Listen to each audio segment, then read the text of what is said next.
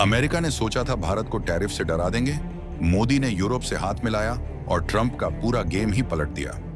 जिस वेनेजुएला का नाम लेने पर भी अमेरिका लगा देता था प्रतिबंध, आज खुद वॉशिंगटन ने भारत को सौंपी उसी काले खजाने की चाबी।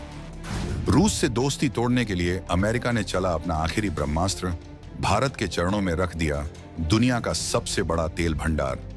जामनगर की रिफाइनरी में अब उबलेगा वेनेजुएला का गाढ़ा तेल। रिलायंस और नायरा के लिए खुल गए अरबों डॉलर के मुनाफे के दरवाजे। दोस्तों, दुनिया की शतरंज पर एक ऐसी चाल चली गई है जिसने सुपर पावर अमेरिका को भी सोचने पर मजबूर कर दिया है। जो अमेरिका कल तक भारत को आंखें दिखा रहा था, जो डोनाल्ड ट्रंप अपनी अमेरिका फर्स्ट नीति के तहत भारत पर 25 से 50% का टैरिफ लगाकर हमें डराने की कोशिश कर रहे थे, आज वही अमेरिका भारत के सामने एक ऐसा ऑफर लेकर खड़ा है जिसकी कल्पना बड़े बड़े कूटनीतिज्ञों ने भी नहीं की थी। ये कहानी सिर्फ तेल की नहीं है, ये कहानी है भारत के उस मास्टर स्ट्रोक की जिसने एक तीर से दो नहीं बल्कि तीन शिकार किए हैं। एक तरफ यूरोप के साथ मदर ऑफ ऑल डील्स करके भारत ने अपने व्यापार का रास्ता साफ कर लिया, तो दूसरी तरफ अमेरिका को यह एहसास दिला दिया कि अब भारत को दबाना मुमकिन नहीं है। और इसका नतीजा क्या हुआ? नतीजा ये हुआ कि अमेरिका ने खुद आगे बढ़कर भारत को वो प्रतिबंधित खजाना ऑफर कर दिया है जिसे छूने पर भी कल तक पाबंदियां लग जाती थी। हम बात कर रहे हैं वेनेजुएला के उस विशाल तेल भंडार की जो अब भारत की प्यास बुझाएगा। इसी तेल को लेकर अमेरिका ने जो भारत को लेकर ऐलान किया है वो वास्तव में किसी को भी हैरान कर दे। अब सवाल है कि आखिर अमेरिका इतना मेहरबान क्यों हुआ? क्या रूस को रोकने के लिए ये सब बिछाया गया एक नया जाल है? और 3 जनवरी को वेनेजुएला में जो हुआ उसका इस डील से क्या कनेक्शन है? हम आपको बताएंगे इस धमाकेदार खबर की पूरी कहानी, तो बने रहिएगा वीडियो पर। और इस संबंध में आपके जो भी विचार हों कमेंट में लिखकर जरूर बताइएगा। 3 जनवरी को मादुरो का खेल खत्म और 30 जनवरी को भारत की एंट्री। अब जरा इस पूरे खेल को परत दर परत खोलते हैं और समझते हैं कि आखिर हवा का रुख इतनी तेजी से कैसे बदला। कहानी की शुरुआत होती है अमेरिका के उस दबाव से जो वो पिछले कई महीनों से भारत पर बना रहा था। डोनाल्ड ट्रंप की वापसी के बाद से ही वॉशिंगटन का एक ही एजेंडा था, भारत को रूसी तेल खरीदने से रोकना। उन्होंने टैरिफ का डर दिखाया, प्रतिबंधों की धमकी दी, लेकिन भारत ने अपनी स्ट्रेटेजिक ऑटोनॉमी यानी रणनीतिक स्वायत्तता को नहीं छोड़ा। लेकिन जब अमेरिका ने देखा कि टैरिफ और दबाव काम नहीं कर रहे हैं और उल्टा भारत ने 27 जनवरी 2026 को यूरोपीय यूनियन (EU) के साथ एक ऐतिहासिक फ्री ट्रेड एग्रीमेंट साइन कर लिया, तो वॉशिंगटन में खतरे की घंटी बज गई। इसे मदर ऑफ ऑल डील्स कहा जा रहा है, जिसने 96% से ज्यादा भारतीय सामानों के लिए यूरोप के दरवाजे खोल दिए। अमेरिका को समझ आ गया कि अगर उसने भारत को कोई बड़ा विकल्प नहीं दिया तो भारत पूरी तरह से यूरोप और रूस के खेमे में मजबूत हो जाएगा। और यहीं से अमेरिका ने अपना प्लान बी एक्टिवेट किया। ये प्लान बी है वेनेजुएला का कार्ड। 30 और 31 जनवरी की रिपोर्ट्स के मुताबिक अमेरिका ने आधिकारिक तौर पर भारत से कहा है कि आप रूस का तेल छोड़िए और बदले में वेनेजुएला से जितना चाहे तेल खरीद लीजिए। ये वही वेनेजुएला है जिस पर अमेरिका ने सालों तक कड़े प्रतिबंध लगा रखे थे। यानी जो चीज कल तक हराम थी, आज भारत को खुश करने के लिए वो हलाल हो गई है। लेकिन ठहरिए, इस कहानी में एक ट्विस्ट है जिसे समझना बेहद जरूरी है। अमेरिका की इस दरियादिली के पीछे सिर्फ भारत का प्रेम नहीं है, बल्कि वेनेजुएला के अंदर हुआ एक बहुत बड़ा बदलाव भी है। आपको याद होगा कि अभी इसी महीने यानी 3 जनवरी 2026 को अमेरिकी सेना ने एक बड़ा ऑपरेशन करके वेनेजुएला के राष्ट्रपति निकोलस मादुरो को पकड़ लिया था। मादुरो का जाना और वहां एक नई व्यवस्था का आना अमेरिका के लिए गेम चेंजर साबित हुआ है। मादुरो के हटते ही वेनेजुएला का तेल अब अमेरिका के प्रभाव क्षेत्र में आ चुका है। अमेरिका चाहता है कि वेनेजुएला की इकोनॉमी फिर से खड़ी हो, लेकिन वो ये तेल चीन को नहीं देना चाहता। तो सबसे बेहतर खरीदार कौन है? भारत, जिसके पास दुनिया की सबसे बड़ी और सबसे जटिल रिफाइनरीज हैं, जो वेनेजुएला के भारी क्रूड ऑयल को प्रोसेस करने में माहिर हैं। तो अमेरिका की चाल देखिए, एक तरफ वेनेजुएला का तेल बेचकर वहां की नई सरकार को स्थिर करना और दूसरी तरफ उसी तेल का इस्तेमाल करके भारत को रूस से दूर करना, यानी आम के आम और गुठलियों के दाम। अमेरिका ने भारत को ये लॉलीपॉप इसलिए दिया है ताकि भारत रूसी तेल का आयात कम कर दे, जो कि जनवरी में पहले ही घटकर 1.2 मिलियन बैरल प्रतिदिन पर आ चुका है। सूत्रों का कहना है कि अगले कुछ महीनों में ये और गिरकर 5 से 6 लाख बैरल तक जा सकता है। अब सवाल आता है कि इस डील से भारत को क्या फायदा होगा और क्यों रिलायंस और नायरा एनर्जी जैसी कंपनियों के लिए ये किसी लॉटरी से कम नहीं है। वेनेजुएला के पास दुनिया का सबसे बड़ा साबित तेल भंडार है, सऊदी अरब से भी ज्यादा, लेकिन उनका तेल हल्का नहीं बल्कि बहुत गाढ़ा होता है। इसे मेरी ग्रेड का क्रूड कहा जाता है। दुनिया की हर रिफाइनरी इस तेल को साफ करके पेट्रोल डीजल नहीं बना सकती।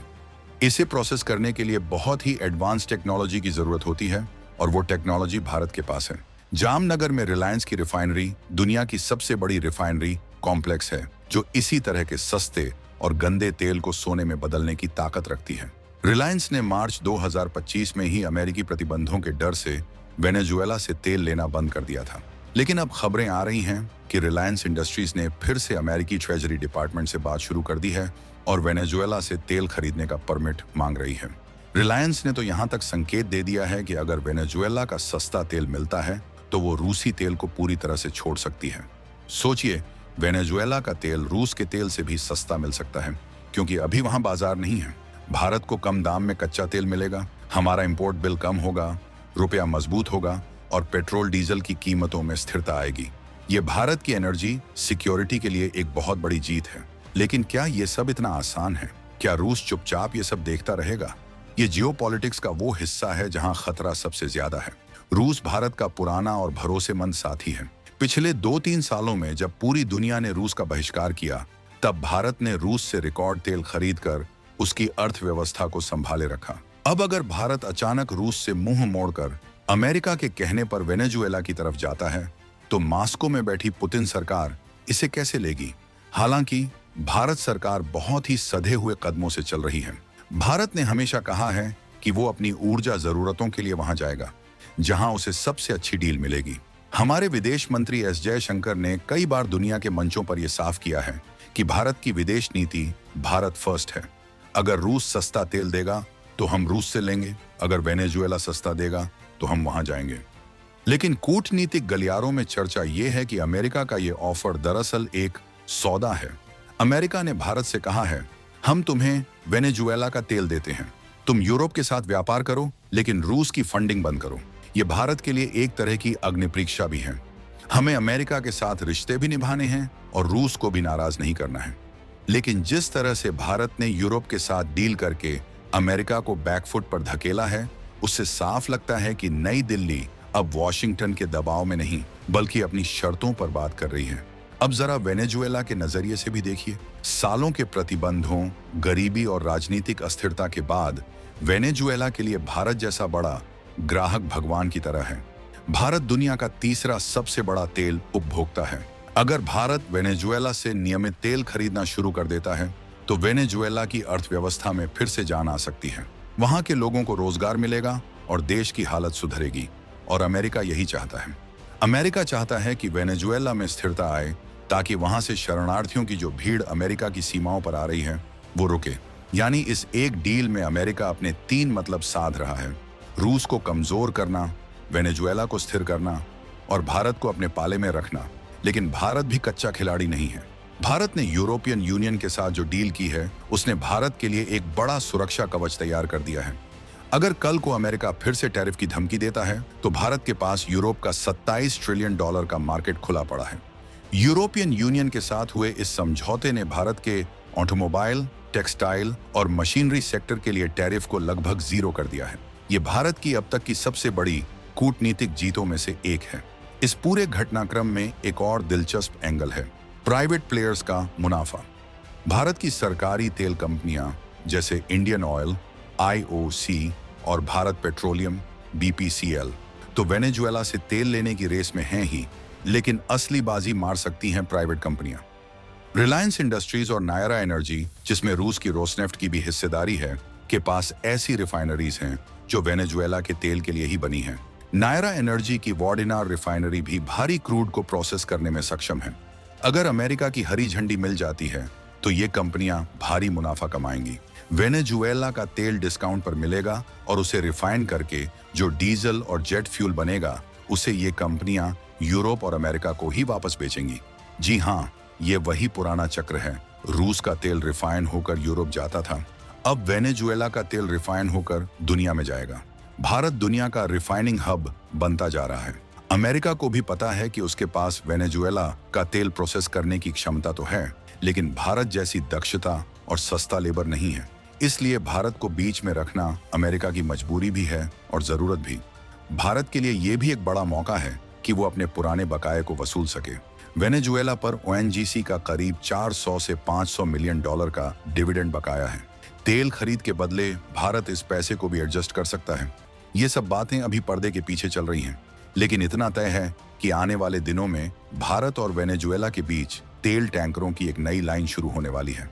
भारत अब दुनिया के मंच पर अपनी शर्तों पर खेल रहा है। काला सोना चाहे रूस का हो या वेनेजुएला का, अगर वो भारत के विकास के इंजन को ईंधन देगा तो भारत उसे जरूर लेगा। अमेरिका का ये यू टर्न बताता है कि उन्हें भारत की अहमियत का अंदाजा हो चुका है। वे जानते हैं कि चीन को काउंटर करने के लिए उन्हें एशिया में एक मजबूत साथी चाहिए, और वो साथी भारत ही हो सकता है। इसलिए टैरिफ की धमकियां देने के बाद भी अंत में उन्हें भारत को खुश करने के लिए वेनेजुएला का तोहफा देना ही पड़ा। आपको क्या लगता है, क्या भारत को रूस का साथ छोड़कर पूरी तरह वेनेजुएला की तरफ मुड़ना चाहिए, या फिर हमें दोनों को साथ लेकर चलना चाहिए? क्या अमेरिका पर अब भरोसा किया जा सकता है? अपनी राय कमेंट्स में जरूर और बेबाकी से लिखिएगा।